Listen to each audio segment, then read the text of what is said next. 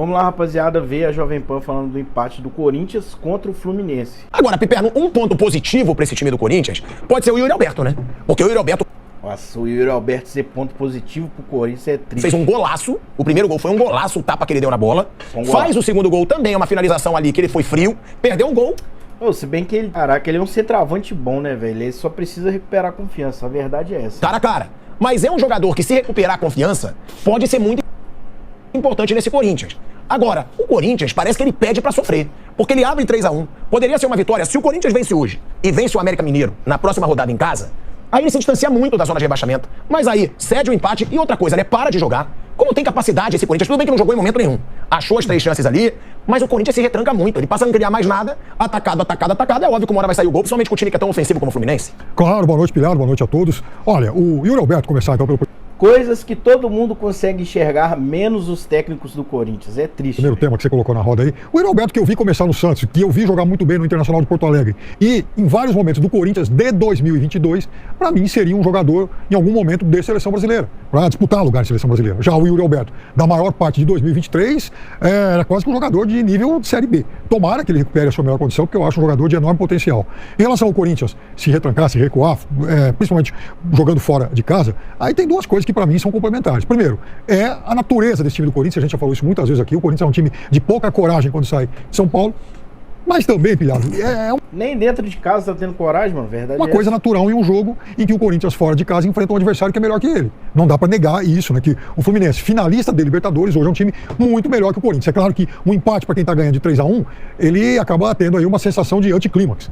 Mas, de qualquer forma, é um Corinthians que empatou fora de casa com um time que pode ser campeão de Copa Libertadores. Ou seja, não é um resultado decepcionante. É um Corinthians que vai continuar remando ponto a ponto aí para escapar dessa zona complicada, incômoda de Campeonato Brasileiro, mas que vai ter toda a chance do mundo de ter um alívio no final de semana contra o fraquíssimo time do América. Agora, Bruninho Prado, seja muito bem-vindo. Você estava comentando a partida, papai estava com saudade. Papai falou, cadê Bruninho? Hoje. Falei, tá vindo. Fica tranquilo, conforte seu coração, que Bruninho tá vindo. Bem alimentado, de ontem. Agora, Bruno Prado, essa situação do Corinthians, porque se você for ver a colocação, ele tá longe da zona do rebaixamento. É o 13º, são ali 4 posições pra distância ali do Santos. Só que o problema é a pontuação. Ele está na Sul-Americana.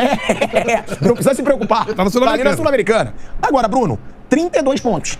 E aí o Santos, que perdeu de 3-0 em casa, tem 30. O Vasco 30 e o Vasco se recuperando. Cruzeiro 31, que também vai entrar forte nessa briga agora. E o Bahia 31. Hoje era um jogo que fez 3-1, Bruno. Não podia ceder esse empate. Por que o Corinthians não joga futebol? Porque ele não incomoda? Porque ficou muito cômodo pro Fluminense. Vamos atacar e vamos buscar um empate. Segundo tempo foi o Fluminense sufocando o Corinthians o tempo inteiro. No primeiro tempo, até em alguns momentos, o Corinthians marcou na frente, que o Fluminense sai jogando de trás com a bola no chão, uma característica bem clara dos times do Diniz. Então o Corinthians tentou em vários momentos apertar a saída de bola e criou problema pro Fluminense. O Fluminense errou bastante no primeiro tempo.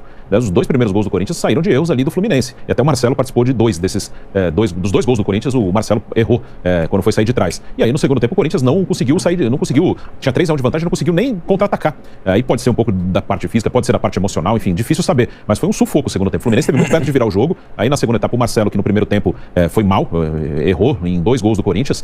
Em erros dele o Corinthians conseguiu chegar. Um foi bizarro, né? Sim. Aí no segundo tempo, em compensação, ele botou o jogo no bolso, né? Ele jogou bem solto, jogou ali pelo meio, jogou com total liberdade e foi o grande jogador do Fluminense no segundo tempo, que não virou por detalhes, assim. A bola esteve muito perto do gol do Corinthians em vários momentos. O Fluminense poderia sim ter virado o jogo. E o Corinthians, ele vai ter um ou outro momento. Eu não acho que o Corinthians vai ter agora, faltam 11 rodadas, vai ter uma sequência, né? Agora jogou bem em sequência, 2, 3 jogos. Acho que não vai acontecer. Acho que vai ter um outro momento, como até teve hoje no primeiro tempo contra o Fluminense, mas vai sofrer contra o América. É um jogo pra ganhar, mas não acho que vai ganhar tranquilamente. Acho que o América ontem deu trabalho pro Botafogo, apesar de já estar rebaixado pra Série B, tem 18 pontos só. Mas o Corinthians não é um time muito melhor que o América. Lembrando que a gente passou sufoco contra o América dentro de casa. Apesar do América ter só 18 pontos. Se enfrentaram na Copa do Brasil, o Corinthians passou nos pênaltis. No primeiro turno brasileiro, o América ganhou do Corinthians também. Então não é uma diferença muito grande entre esses times e o Corinthians está pressionado. Então é uma oportunidade sim de ganhar, dar uma respirada, mas não acho que vai ser um jogo fácil não. O Corinthians não é muito melhor que o América, não. Agora, só uma coisa assim, fazer um recorte bem do que está rolando agora. O jornalista Rodolfo Rodrigues está publicando aqui, nesse momento, a tabela de classificação do segundo turno, que é o recorte atual pra gente sentir. No segundo turno, Goiás, Cuiabá, América Mineiro, Inter, São Paulo e Corinthians fizeram o mesmo número de pontos, 8 pontos. O Cruzeiro fez 7, mas está perto da Sul-Americana. E o Curitiba fez 6. Olha só.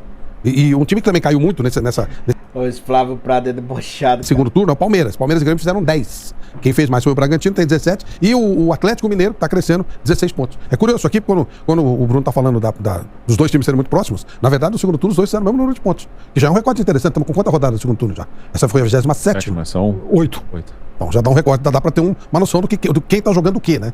E realmente os dois não estão muito diferentes nesse segundo turno, não. Família, então, é isso. Vocês marcariam esse pênalti aí? O que vocês acharam do jogo? Comenta aí embaixo. Valeu!